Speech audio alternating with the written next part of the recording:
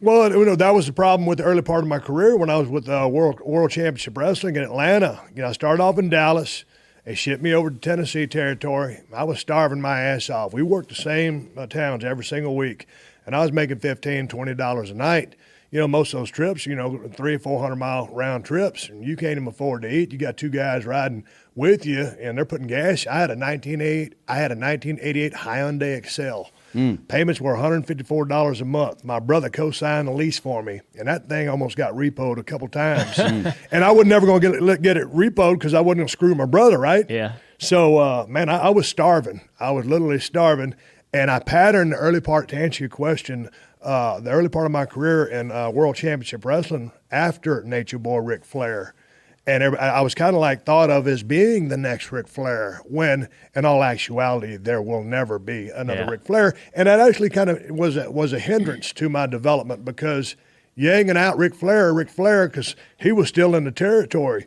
We'd go to television tapings in Gainesville and over in Anderson, South Carolina, some of those towns around Atlanta because we're all based out of Atlanta. A lot of guys based out of North Carolina as well.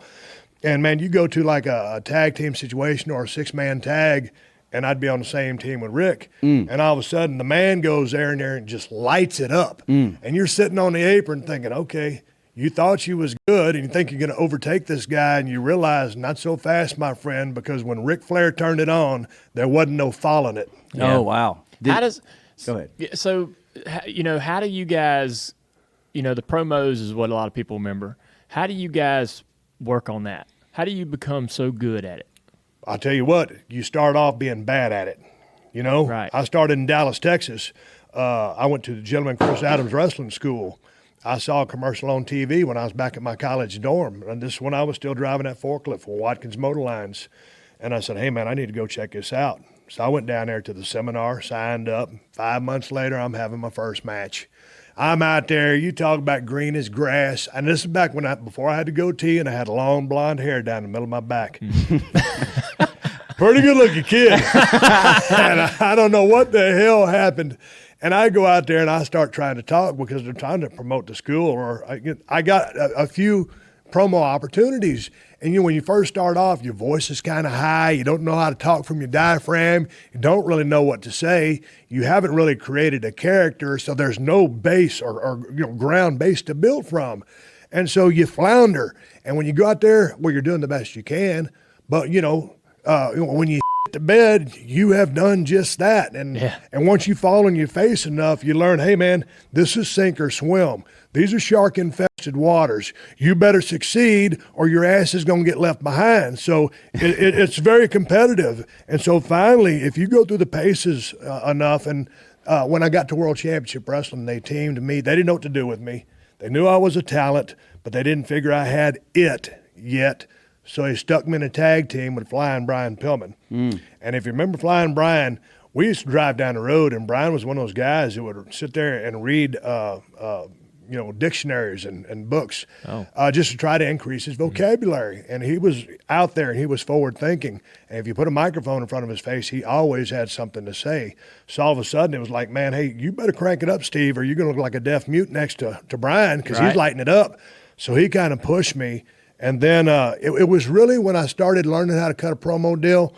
I was over in Japan. It was a 3-week tour, and I jumped off the top turnbuckle on a guy, and he moved, and I bent this arm too far up under me. I tore my right tricep off my arm. So I wrestled for 2.5 weeks, with torn tricep, because back in the day, and from injuries you suffered, hey, you worked through it. And then, when I came back, hell, I forgot where I was going with that story. What were we talking about? Promos. When I came back, that's when Paul Heyman called me up. I answered the phone. He goes, hey, Steve.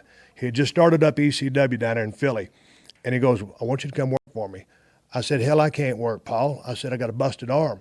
He goes, you ain't got to work. Cut promos. I said, well, man, I had 10 acres. I had a log cabin, a wife, and a kid. I needed the money. Started flying to Philly every week. And Paul Lee sat me down one time. It was about 4:30 in the morning. That's how we ran over at ECW. And I was a new guy in the territory, so I was letting everybody talk first because I'm not going to jump in a system because I come from the big territory. Yeah. And I can't talk worth a damn anyway. And so he says, hey, Steve, he goes, you're up. I said, well, hell, Paul. I said, what do you want me to talk about? I said, what am I doing? He goes, just talk about how you're feeling. Just talk.